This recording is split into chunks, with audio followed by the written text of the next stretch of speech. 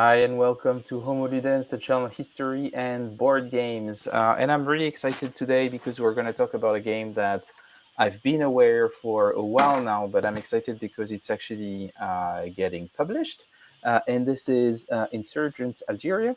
And I thought it would be nice to actually have a quick discussion with its designer. It's first time designer, Matthew Denton. So thanks a lot, Matt, for being here tonight. That's pretty cool. So you sent me this copy a while back, and we'll explain um, uh, when this is from and how come it already exists in a shape or form. And then we'll talk also about the current publishing plans.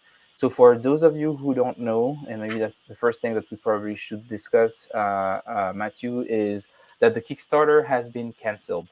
So there was a Kickstarter campaign. You still probably have the link in the description from Catastrophe Games, where you had this game and Arabian Struggle.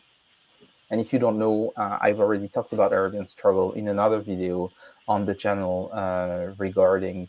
I have a, I have a. Well, I had an interview of Tim on the channel where we talked about it. So that's the thing. Hey Joe, nice that you are here. So anyway, there was the Kickstarter campaign for those two games. The Kickstarter campaign has been canceled, from what I understand, and I don't want to speak for the publisher, so I'm pretty sure that Tim will probably make an announcement to explain more. But the numbers were not really what they were looking for, so they thought they will stick with the classic model that they had, which was print on demand through Blue Panther. So I think that's the way they are going to go for this, or maybe they will have another plan, and I expect that they will give us more updates. That being said, the games are still going to be published. It's just that it won't be through that campaign. But yeah, so I guess maybe we can start learning a bit more about you, Matthew. As people can see, you're quite young, and it's quite unusual in that part of the hobby where I'm supposed to be young, and I'm almost 40 years old, and you're way younger than that. So, how did you end up designing a game on Algeria? So, maybe where it all started from. Sure. So first of all, thank you so much for having me, Fred. Really appreciate it. Um, I started out, I got into board games over COVID, like a lot of people my age, nothing to do, sitting on the couch. And I realized as I played games with my dad, most nights, that there weren't a whole lot of games about stuff that I personally was interested in, not just the sci-fi, fantasy, etc. I think there's a place for all that good stuff. But I kind of wanted more accessible games about history and another interest of mine is sports. And so the summer of my sophomore year of college, I took or in the fall, I took a course on African politics. And in that class, I watched a movie called The Battle of Algiers, which is a now kind of a cult classic film about the Algerian War. I was very interested in the way that the FLN, which is the Algerian Resistance, um, how they kind of organized their forces. I'm a history buff at heart, of course, and so I kind of let that settle in the back of my mind. Having played a bunch of games but not really delved into the design aspect much. And in the summer of that year, I wanted to get an internship like every other college student does. And I realized that through Haverford, I could, that was my undergrad institution, I could apply for a research grant to learn about the war more. And the way that those grants worked was that they basically went to students who were starting their undergraduate theses mainly. And as a sophomore, I realized, my thesis isn't coming up anytime soon. So I kind of need to spice up this proposal. So what I did was, even without much game design experience, I was like, hey, I'm going to try and make a game about the Algerian War. Like, that'll probably catch their attention.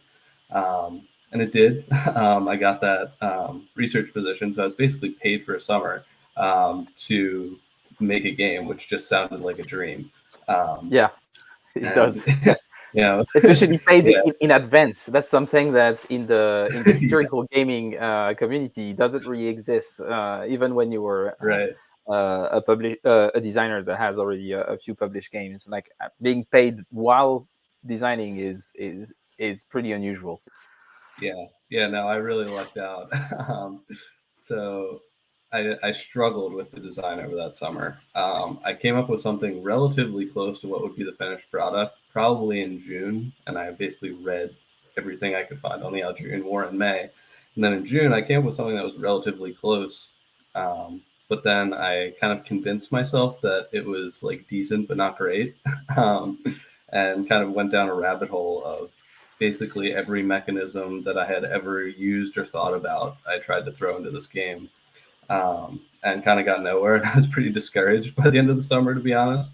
But as I went back to class in the fall, and I showed it to some friends, um, this like more original version, they actually really enjoyed it, and so I kind of worked with something that I had kind of discarded before, which I think is probably a lesson that you and many other designers have learned is sometimes you're not the best at evaluating your own ideas when you come up with them or soon afterwards. Um, but anyway, as the end of the fall was approaching, I realized I needed a deadline to kind of cap the project because it was theoretically the summer, but I knew the game wasn't done at the end of the summer. And so I saw the Board Game Geek War Game Design Contest, which is a great resource for any historical war game designer out there. And I realized it would be a good place to submit my game.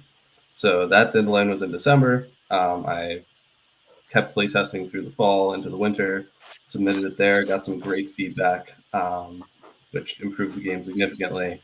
Um, and the game did really well there. There was probably like 20-ish submissions, and the game came in third. So I was really happy with that. And that's what got Catastrophe's kind of attention. I didn't even pitch this to them. They reached out to me after the results of the contest came out, saying, Yeah, we'd be I interested. think And so then I that talked to the team. that's yeah, and but just to go back on the design process, because I think there's a couple of things that you say that are really interesting. The first thing, and I completely agree with you, is the designer is not the best judge of the design most of the time, especially when you're starting. So as soon as you can, share the game with people that you trust the taste of, and everything, and just get some feedback. And people who will be totally honest with you is actually quite critical. And the fact that you thought about doing this, I think, is a great idea and probably helped you make the game as good as it is. So that's the first thing. And the second thing is registering to a contest, I think, is also very smart because, as you say, having a specific deadline, working towards something, but also being surrounded by people who are doing the same thing, I guess can be very motivational.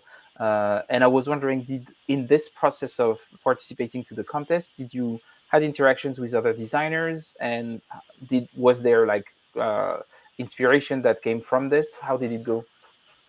Yeah, so I, put up my entry probably in September-ish, and I got all sorts of feedback. I got, because the group of people that I normally, surround myself with were not into board games at all, let alone historical games. So I kind of wrangled friends and family into playing with me. But these people were genuinely interested in playing the game just for what it was. And I think just that in itself made them more likely to give very helpful feedback. So there were people who like made their own print and play versions of the game before I even had art for it. They like made their own art on the cards, and someone made a YouTube video play testing the game live, and posted it so that I could watch it back and see him fumble through, my imperfect rule book. And so it was really, I felt like a part of a community in a way that I really didn't expect to through that contest.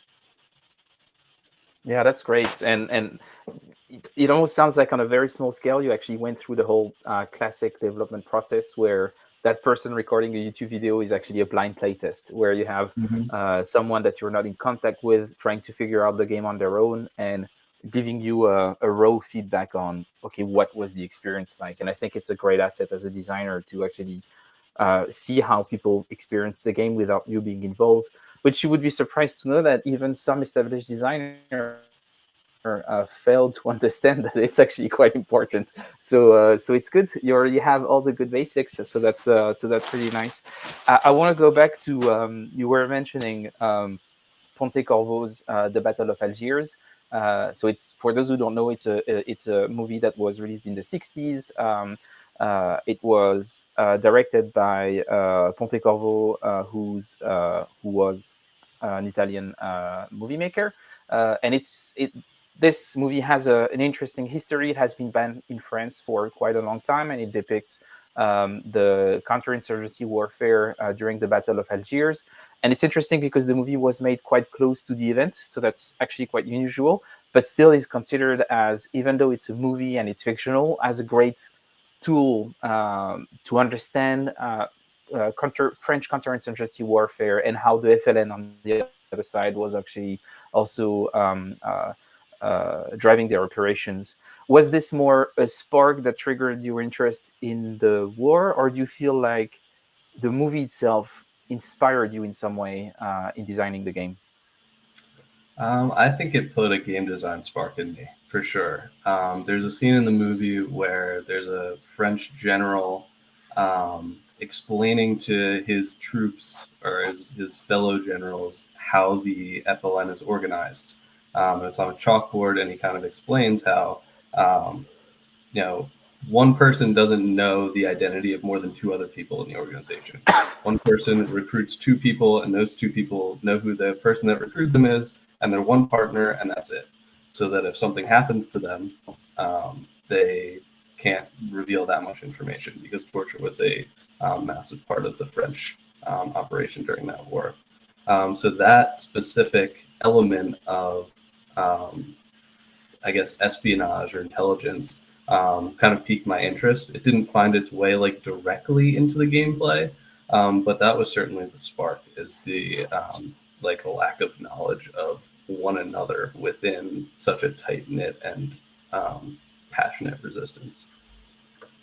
And we should say that your game is trying to, in a very abstract way, to depict the whole conflict, whereas the Battle of Algiers is just concentrated on Algiers, as the name says, but it's also only covering a few months, a specific period in time where you had intense counterinsurgency activity. So it does make quite a lot of sense. I wanted to talk a bit about, before we talk about the game specifically, but more about the research process. So you said that over summer you started reading a lot.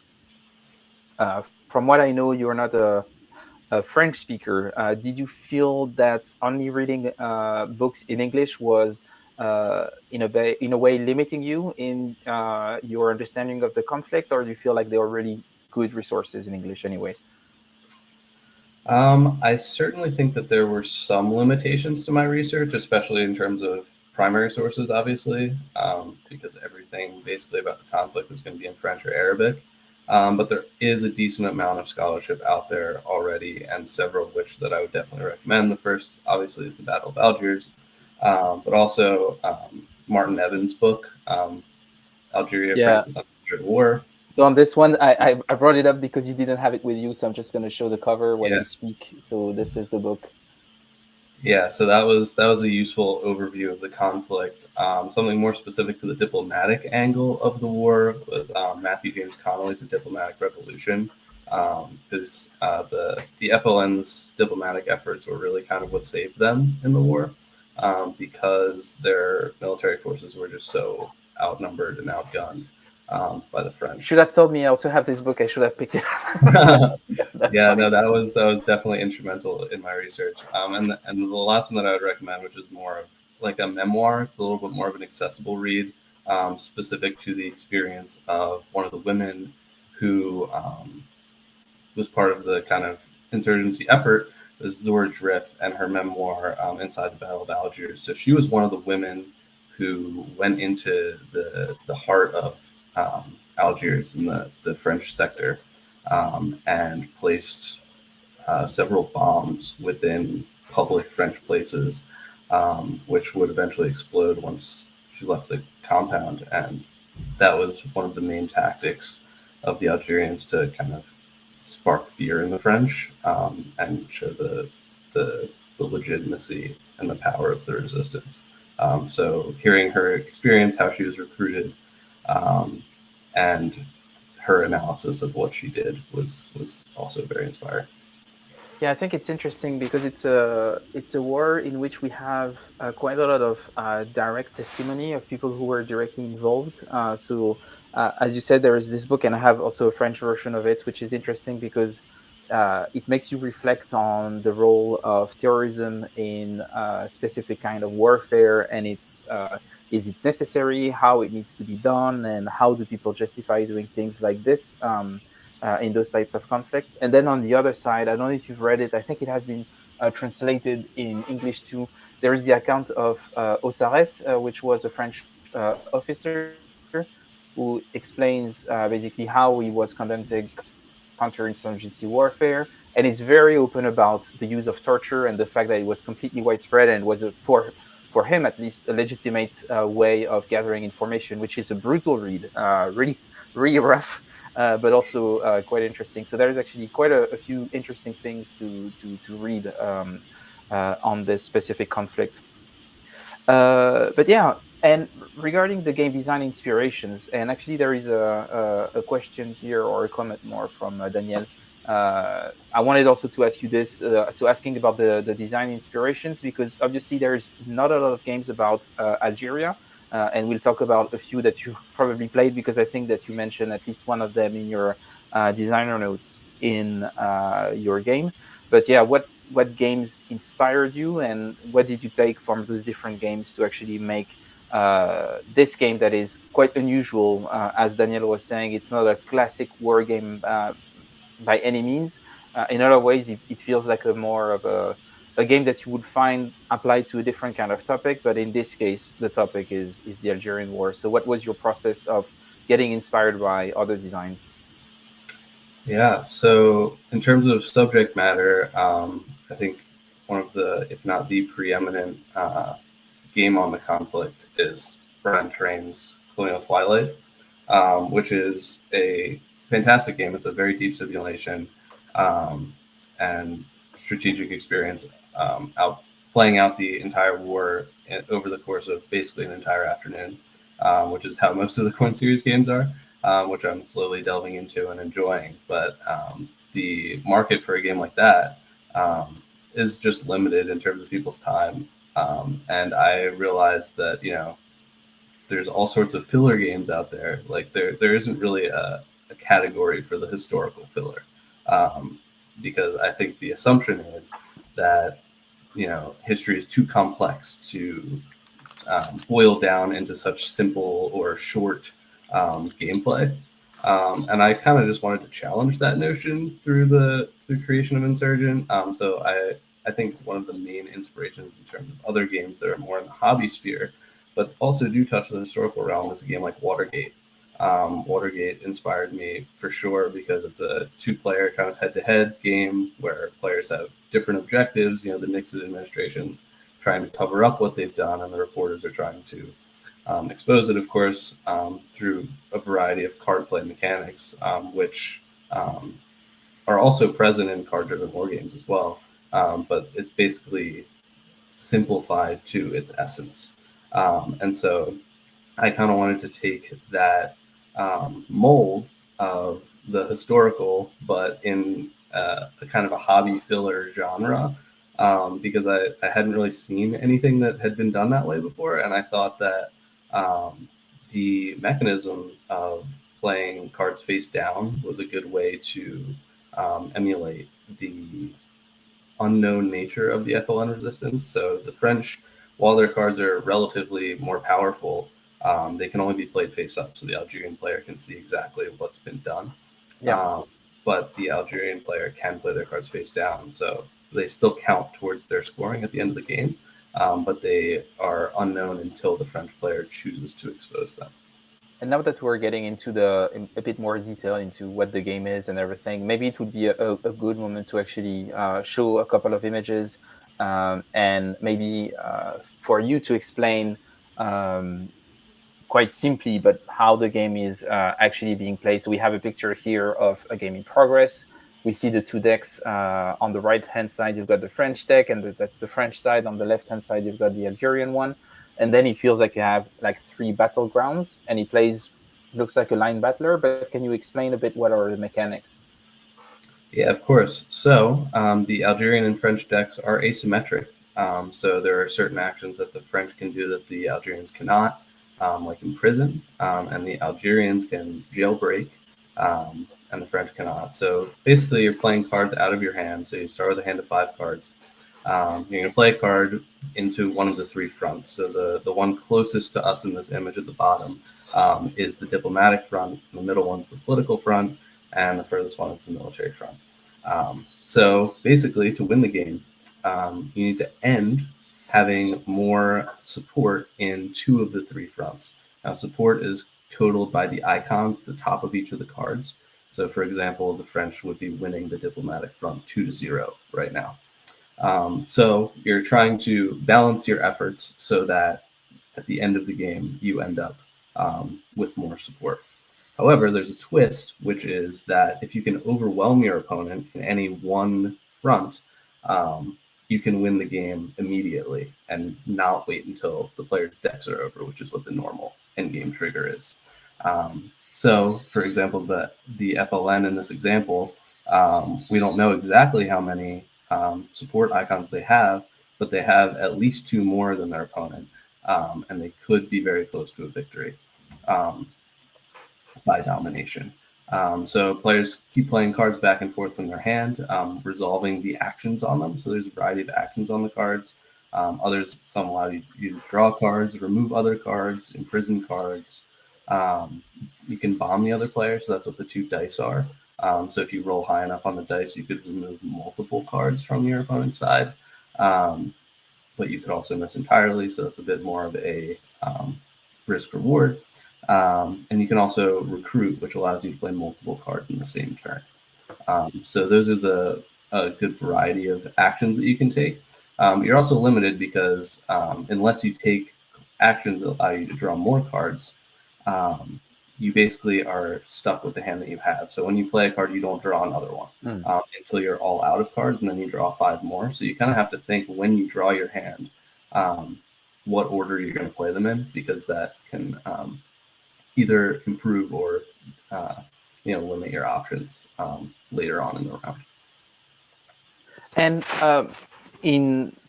in playtest, how hard was it to balance the 2 factions, knowing that they have asymmetric actions on their different cards?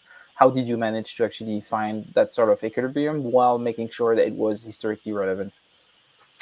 Yeah, so it was tough, and I think I learned the designer's lesson that eventually I didn't learn it immediately, but soon enough I realized that when I was tweaking all these different icons and symbols, that it wasn't going to be balanced until the very end. So I didn't really worry about balance too much. I was more focused on the experience of playing and how certain actions felt to take. If it was exciting, even if it wasn't necessarily close, if you felt like you were fighting an uphill battle. So one thing that you kind of feel as the Algerian resistance, especially at the beginning when you're playing your cards face down and not taking the actions on them, that's one thing that I didn't mention. When you play a card face down as the Algerians, you don't get to take the action on the card. It's only when the French reveal it with one of their own actions that action's taken.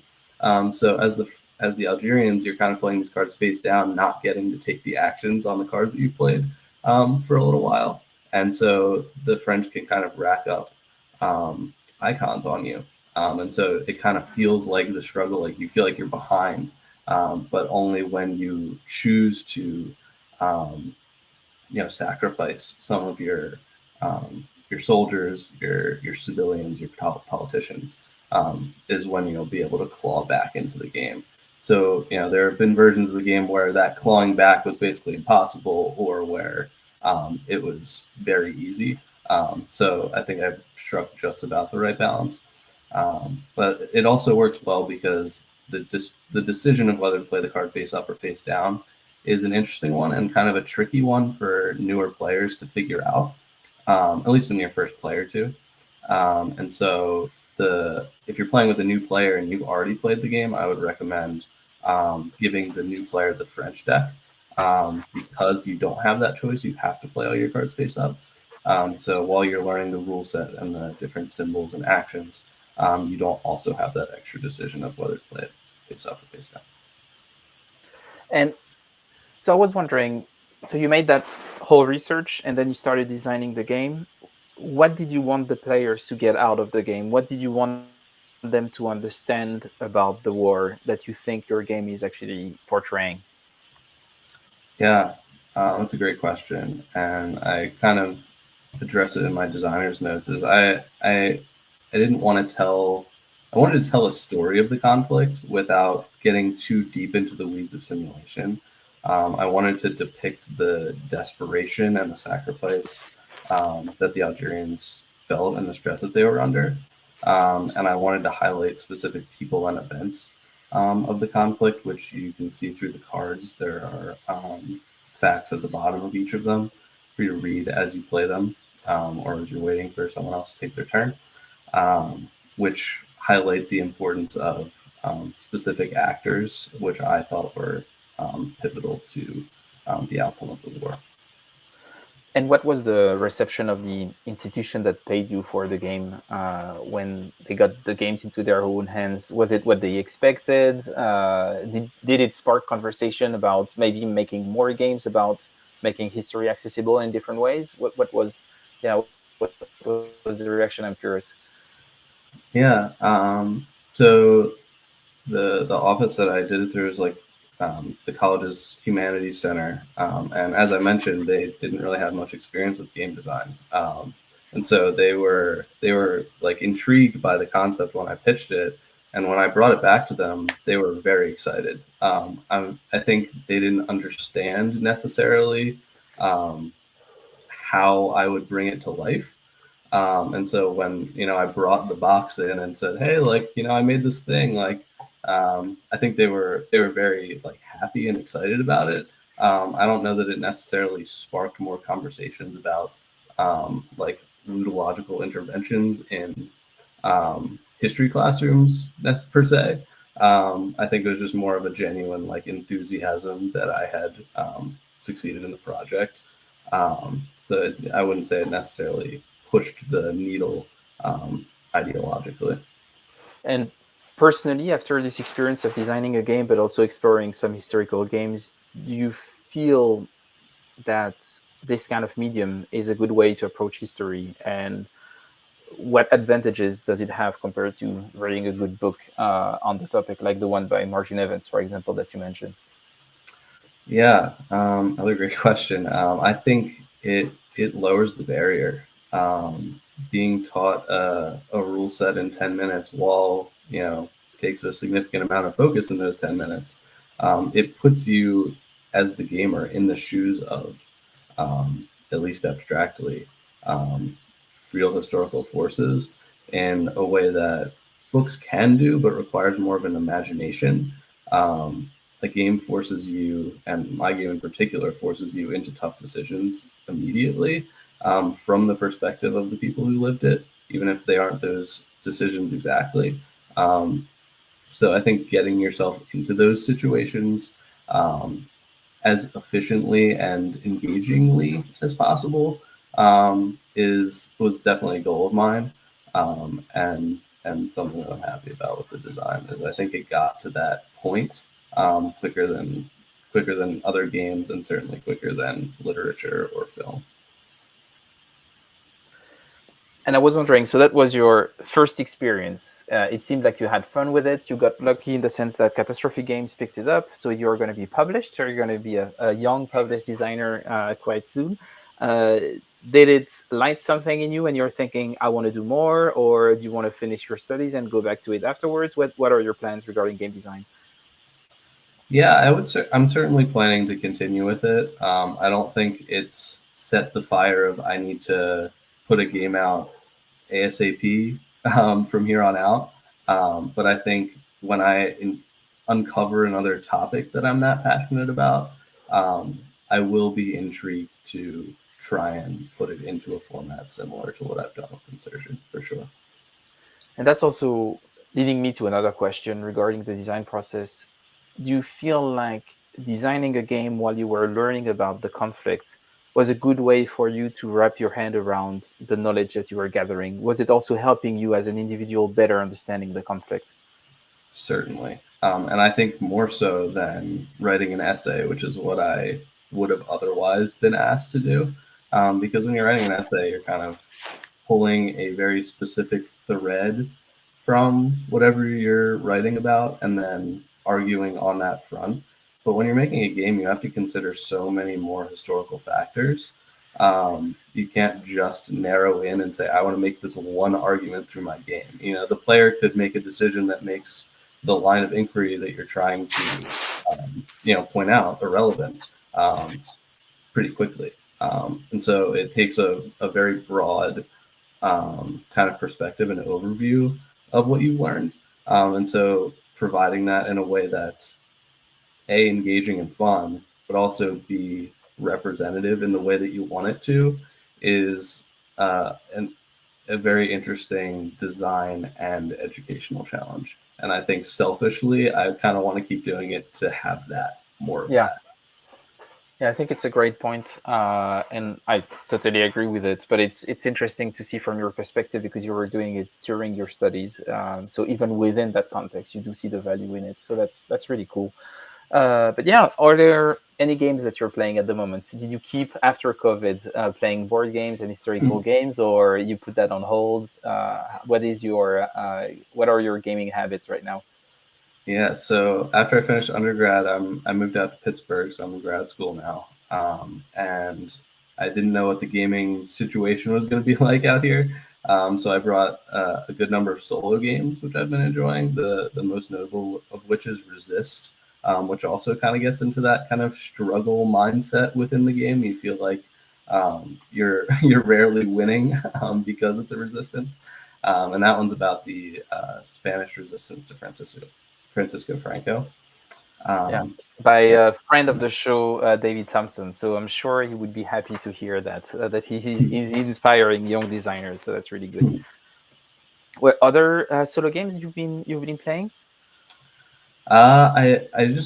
I got into Magic the Gathering before COVID, That's and good. Yeah, once that kind I would of got say cut out. I think it's historical. Yeah, okay, that's Well, once that got cut out, I couldn't go play with anyone at the local gaming store. I still kind of have that itch for the collectible card game, but now I can see a little bit better now that a little bit older that it's kind of a money sink.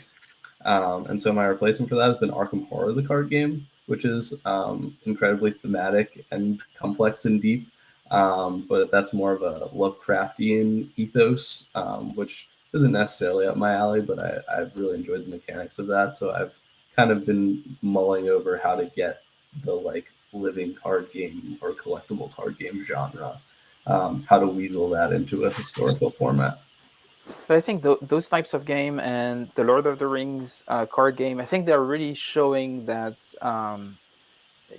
the versatility of cards as an asset and how you can actually build stories with them and make narrative games with those. And not only just pure competitive game as we've been used to. I think it would be, and Resist is a good example of it, that it's also a purely card-based system, and I think it shows that there is definitely potential to explore with those mechanics like Arkham or like Lord of the Rings. Maybe there is more historical games that could be done. So that's interesting to see that you're actually playing those and enjoying them. Um, Okay, cool. Well, I don't know if there are. I don't see any specific questions in the chat, but I know that I was super happy to have you on. I will probably have you back once the game is out. I think it would be nice to have you on for a teach and play. So for when people are getting their boxes, they can see actually the two of us playing it together, and they can see how to play it themselves. And for people watching, as soon as there are updates on what Catastrophe Games is planning on doing with the game, I will certainly share it here or on Twitter. So if you don't follow me on Twitter, you can follow me there and you get updates on the channel. So that's also a way to have it. And maybe just a quick mention. So part of this Kickstarter campaign, there was also Arabian Struggle. And we had originally planned with the designer to have a teach and play on the 22nd of September. and I decided to keep it, even though the campaign is off. Hopefully, by that time, we'll probably have some updates about the publishing of those two games, and I think it's also an amazing game that I wanted to show on the channel. So I think that would be good. But yeah, have you played actually Arabian Struggle? I have not. I'm very excited to, and Painful. I'm yeah. Um, It's it's really good, but then again, I think it really shines at 3 players. So you do need to find a couple of people to play it with you. But to my knowledge, there is a TTS module, and as you're a designer with this publisher, I'm pretty sure you could get access to it. But yeah, I played it at PunchCon this year, and it was a great experience. I think it was quite an interesting game.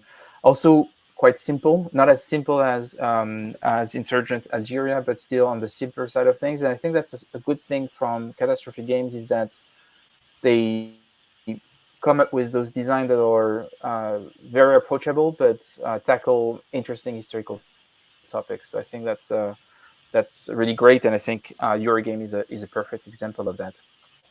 Are there any last things that you wanted to mention while you're here? Things about the game, or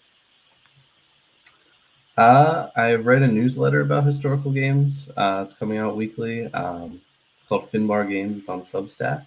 So if you're interested in a little bit more about my design process or what I've got coming down the pipe, um, feel free to check that out. But that's all I got. cool. But then what I'll do is I'll add the link in the description. So send it over on Discord, and I will add it in the description because I will have to remove the Kickstarter link anyway. So it's nice if I have another link. And if you enjoyed the show, and if you want to support what we do here, what I recommend is, first of all, liking this video, potentially subscribing to the channel. And the other thing that you can do that is actually very helpful is supporting us on Ko-fi. So there is a Ko-fi link. You can go there, donate a bit of money.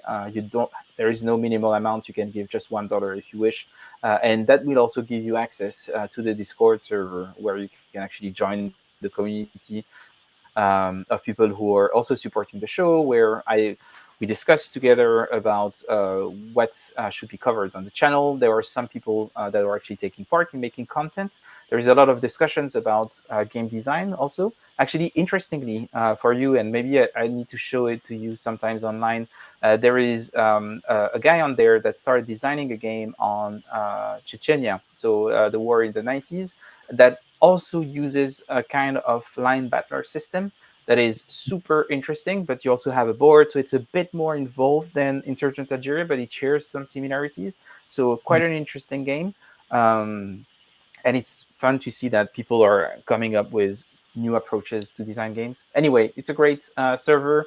We also have a club de jeu where we learn and play games together, and then we have collective reviews of them that we broadcast on the podcast.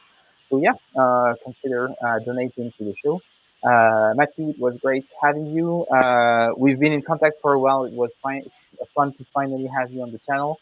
And yeah, as I said, once the game is out, please come back. Let's do a pitch and play so people can see the game.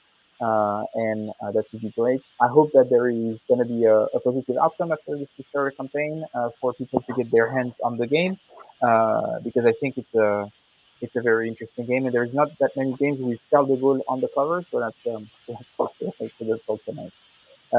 Great.